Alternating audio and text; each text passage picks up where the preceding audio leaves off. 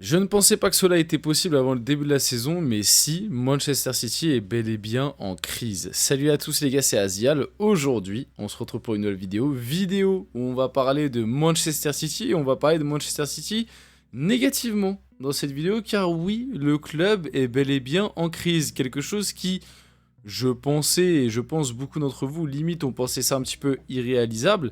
Mais là, on commence vraiment à rentrer dans une crise assez importante, puisqu'on n'est pas sur une ou deux défaites d'affilée. Tu vois, à l'époque, il y a quelques années, il y a quelques temps, deux défaites d'affilée, on pouvait déjà commencer à dire du côté de City que oh, c'est pas ouf en ce moment, c'est une petite crise. Tu vois, on dit ah, deux défaites d'affilée, c'est pas arrivé souvent, on est sur de la petite crise côté Manchester City. Là, on n'est pas sur deux défaites d'affilée, on est bel et bien sur cinq défaites d'affilée. Quelque chose qui n'avait jamais été fait à Manchester City depuis un nombre d'années assez conséquent et même jamais été fait dans l'histoire de la carrière de Pep Guardiola. Pep Guardiola, dans l'histoire de sa carrière, n'avait jamais perdu 5 matchs d'affilée. Là, c'est le cas avec Manchester City cette saison.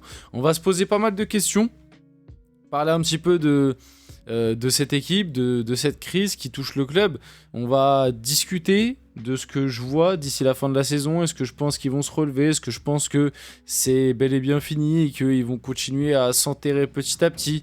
On va parler aussi du mercato. On va parler du fait que c'était peut-être la saison de trop pour un Pep Guardiola qui en plus vient de prolonger la saison de trop aussi pour peut-être pas mal de joueurs, parce qu'on commence à voir pas mal de joueurs qui sont petit à petit sur le déclin. Bref, il y a beaucoup de choses à dire autour de cette équipe de Manchester City. J'espère que la vidéo va vous plaire. Si c'est le cas, n'hésitez pas à la liker, à commenter, à partager, à vous abonner. Ça fait toujours plaisir et ça aide pour le développement de la chaîne. Et nous, on va pouvoir y aller dès maintenant. Et j'espère voir un petit peu des likes et des commentaires, etc. Puisque c'est une vidéo qui est quand même différente. On parle de City, même si en ce moment, l'actu fait que parler de City, c'est pas non plus quelque chose de saugrenu. Voilà, j'ai envie d'utiliser ce mot, le petit mot saugrenu.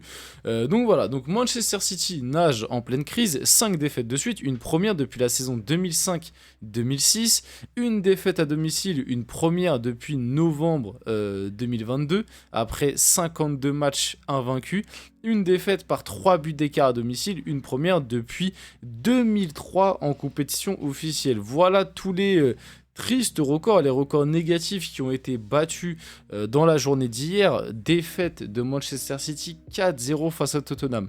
Je suis un peu dégoûté parce qu'en plus j'ai pas pu voir le match. Enfin, je l'ai pas regardé. Je faisais autre chose. Sûrement j'étais en train de soit préparer une vidéo ou soit faire un autre truc, mais j'ai pas regardé ce Manchester City Tottenham, alors que habituellement quand même Manchester City c'est une équipe que je suis beaucoup et que je regarde quasiment tout le temps. Mais ouais, 4-0, du coup je peux pas trop en dire sur le match. J'ai juste vu vite fait un résumé et des extraits passés sur les réseaux.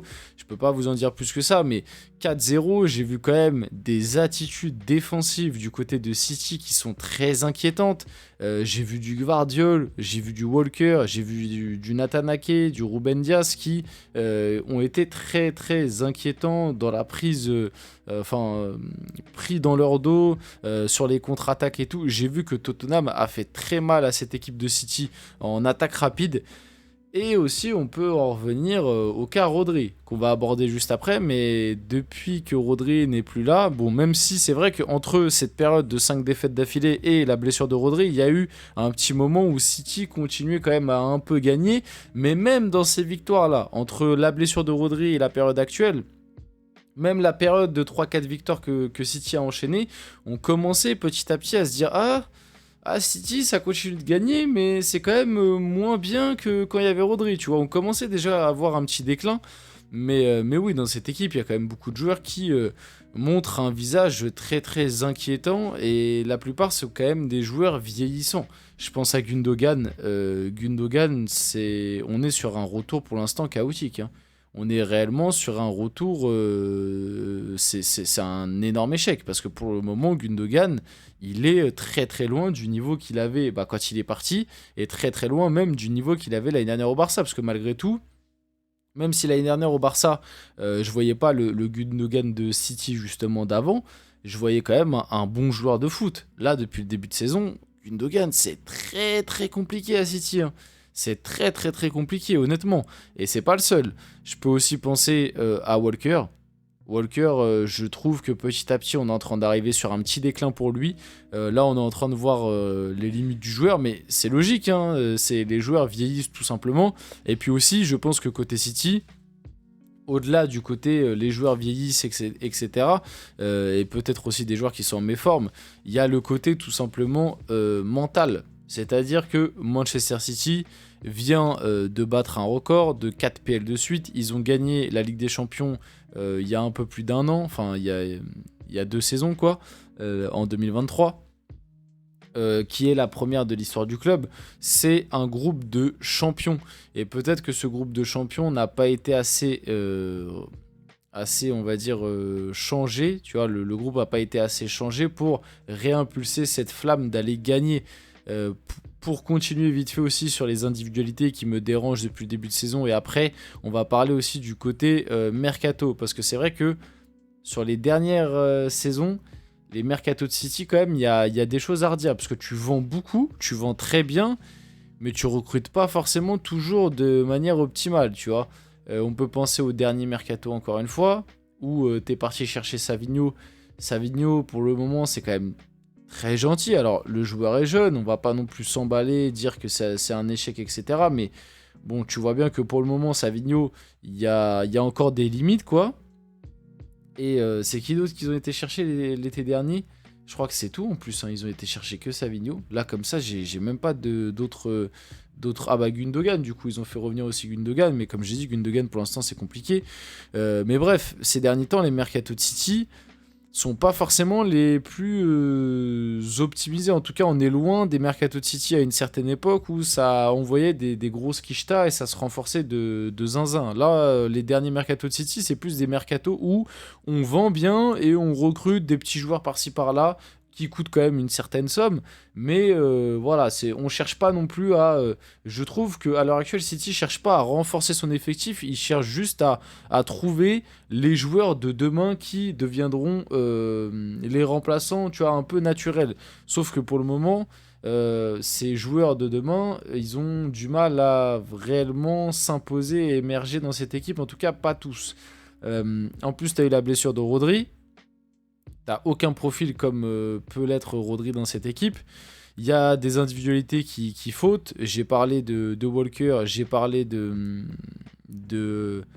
Gundogan, pardon, qui sont très loin de leur niveau et ont le côté vieillissant. Mais tu peux aussi parler d'un Phil Foden, par exemple.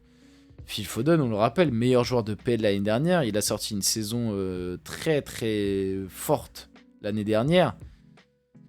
Phil Foden, cette année, c'est quand même très compliqué, quoi. C'est quand même très compliqué. Sa saison n'a toujours pas démarré. On voit toujours pas Phil Foden.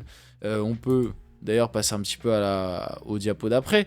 Pep Guardiola a prolongé cette semaine jusqu'en 2027 avec City. Pep Guardiola reste sur 4 défaites d'affilée de suite et actuellement mené 3-0 par Tottenham. Il y a même eu 4-0 du coup. Et ouais, moi, je pouvais me dire que peut-être il y avait une mauvaise atmosphère au sein du groupe de City parce qu'il y a les accusations autour du club qui sont toujours là, parce qu'aussi tu avais peut-être la peur de perdre Guardiola à la fin de la saison. Là, tu as la prolongation de Guardiola qui est officielle. Tu pouvais te dire, ça va réimpulser quelque chose à cette équipe. Au final, ça n'a pas été le cas sur ce match en tout cas. Ça n'a pas été le cas et c'est quand même très très inquiétant. Du coup, parlons un peu de Rodri. Depuis la blessure de Rodri, Manchester City a perdu 5 matchs de suite. Les Citizens étaient invaincus avec le Ballon d'Or sur la pelouse depuis 52 matchs consécutifs. Quand Rodri était là, ça faisait 52 matchs que Manchester City n'avait pas gagné. Depuis qu'il est parti, c'est 5 défaites en, je sais pas, peut-être 8-9 matchs. Et en plus, c'est 5 défaites d'affilée. Donc, on voit bien qu'il y a un avant et un après, que Rodri manque énormément à cette équipe. Mais le réel problème pour moi, au-delà de Rodri, c'est que tu n'as tout simplement pas de joueurs dans le même style que Rodri au sein de l'effectif. En fait, tu t'es trop basé sur Rodri en partant du principe qu'il allait tout le temps être là. Et là, malheureusement, la pire des choses qui pouvait arriver, c'était une blessure qui allait te le priver sur une longue durée. C'est le cas. Et tu te rends compte là que tu n'as aucun joueur capable, ne serait-ce que de dépanner dans le même style que Rodri. T'avais dans l'idée recruté Calvin Phillips, sauf que Calvin Phillips a été un énorme échec et là il est même plus au club, il me semble qu'il est prêté. Je crois même pas que Calvin Phillips soit au club. Donc t'es obligé de bricoler. Un coup tu mets Kovacic. Là sur le dernier match c'était Rico Lewis avec Gundogan. Mais ça n'est pas ce sont pas des joueurs qui ont la même qualité et le même profil que Rodri. Donc c'est normal que ça fonctionne moins bien. Là vous avez le calendrier des 5 défaites du coup d'affilée. Voilà, en plus des défaites où tu prends des buts, quoi. T'en prends 4 face au Sporting, t'en prends 4 face à Tottenham. Donc c'est pas non plus que des défaites 1-0 ric-rac. Et du coup, ouais, comme on l'a dit un peu plus tôt, 5 défaites de suite pour City. La dernière fois que c'était arrivé, c'était en 2006. Et voilà, Ronaldinho était ballon d'or, l'OL était encore à son prime, PES aussi. Donc pour dire que ça date quoi. On finit la vidéo là-dessus. J'espère que cette vidéo vous a plu. Si c'est le cas, n'hésitez pas à la liker, commenter, partager et vous abonner les gars. C'était Azial. On se retrouve très rapidement pour une prochaine vidéo.